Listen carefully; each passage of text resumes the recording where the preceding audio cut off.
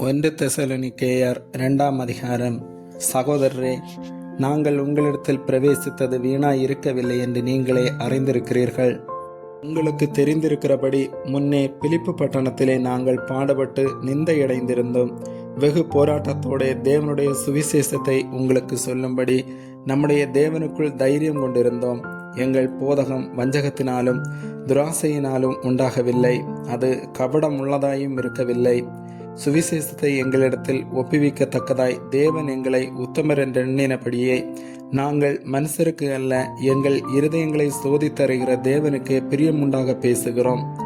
உங்களுக்கு தெரிந்திருக்கிறபடி நாங்கள் ஒரு காலம் இச்சகமான வசனங்களை சொல்லவும் இல்லை, பொருளாசையுள்ளவர்களாய் மாயம் பண்ணவும் இல்லை. தேவனே சாட்சி, நாங்கள் கிறிஸ்துவின் அப்போஸ்தலராக உங்களுக்கு பாரமாய் இருக்கக்கூடியவர்களானாலும் உங்களிடத்திலாவது மற்றவர்களிடத்திலாவது மனுஷரால் வரும் மகிமையை நாங்கள் தேடவில்லை. உங்களிடத்தில் பட்சமாய் நடந்து கொண்டோம்.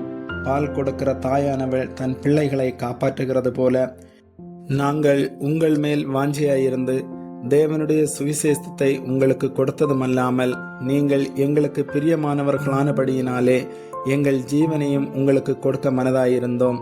சகோதரரே, நாங்கள் பட்ட பிரயாசமும் வருத்தமும் உங்களுக்கு ஞாபகமாயிருக்கும். உங்களில் ஒருவனுக்கும் பாரமாயிராதபடிக்கு இரவும் பகலும் நாங்கள் வேலை செய்து தேவனுடைய சுவிசேஷத்தை உங்களிடத்தில் பிரசங்கித்தோம். விசுவாசிகளாகிய உங்களுக்குள்ளே நாங்கள் எவ்வளவு பரிசுத்தமும் நீதியும் பிழையின்மையுமாய் நடந்தோம் என்பதற்கு நீங்களும் சாட்சி, தேவனும் சாட்சி.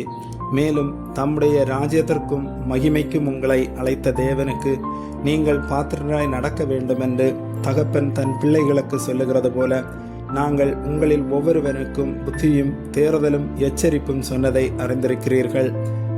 ஆகையால் நீங்கள் தேவ வசனத்தை எங்களாலே கேள்விப்பட்டு ஏற்றுக்கொண்ட போது அதை மனுஷர் வசனமாக ஏற்றுக்கொள்ளாமல் தேவ வசனமாகவே ஏற்றுக்கொண்டதினாலே நாங்கள் இடைவிடாமல் தேவனுக்கு ஸ்தோத்திரம் செலுத்துகிறோம். அது மெய்யாகவே தேவ வசனம்தான். விசுவாசிக்கிற உங்களுக்குள்ளே அது பலனும் செய்கிறது. எப்படியெனில், சகோதரரே, யூதேயா தேசத்தில் கிறிஸ்து இயேசுவுக்குள்ளான தேவனுடைய சபைகளை நீங்கள் பின்பற்றினவர்களாகி அவர்கள் யூதராலே எப்படி பாடுபட்டார்களோ அப்படியே நீங்களும் உங்கள் சுய ஜனங்களாலே பாடுபட்டீர்கள். அந்த யூதர்கள் கர்த்தராகிய இயேசுவையும் தங்கள் தீர்க்கதரிசிகளையும் கொலை செய்தவர்களும் எங்களை துன்பப்படுத்தினவர்களும் தேவனுக்கு ஏற்காதவர்களும் மனுஷர் யாவருக்கும் விரோதிகளுமாயிருந்து புறஜாதியார் ரட்சிக்கப்படுவதற்கு நாங்கள் அவர்களோட பேசாதபடிக்கு தடை பண்ணுகிறார்கள். இவ்விதமாய் எக்காலத்திலும் தங்கள் பாவங்களை நிறைவாக்குகிறார்கள். அவர்கள் மேல் கோபாக்கினை பூரணமாய் வந்திருக்கிறது. சகோதரரே, நாங்கள் இருதயத்தின்படி உங்களோடு இருந்து சரீரத்தின்படி கொஞ்ச காலம் உங்களை விட்டு பிரிந்திருந்தபடியினாலே உங்கள் முகத்தை பார்க்க வேண்டும் என்று மிகுந்த ஆசையோடு அதிகமாய் பிரயத்தனம் பண்ணினோம். ஆகையால் நாங்கள் உங்களிடத்தில் வர 2 தரம் மனதாயிருந்தோம். பவுலாகிய நானே வர மனதாயிருந்தேன். சாத்தானோ எங்களை தடை பண்ணினான். எங்களுக்கு நம்பிக்கையும் சந்தோஷமும் மகிழ்ச்சியின் கிரீடவுமாய் இருப்பவர்கள் யார்? நம்முடைய கர்த்தராகிய இயேசு கிறிஸ்து வரும்போது அவருடைய சன்னிதானத்திலே நீங்கள் அல்லவா அப்படி இருப்பீர்கள்? நீங்களே எங்களுக்கு மகிமையும் சந்தோஷமுமாயிருக்கிறீர்கள். ஆமேன்.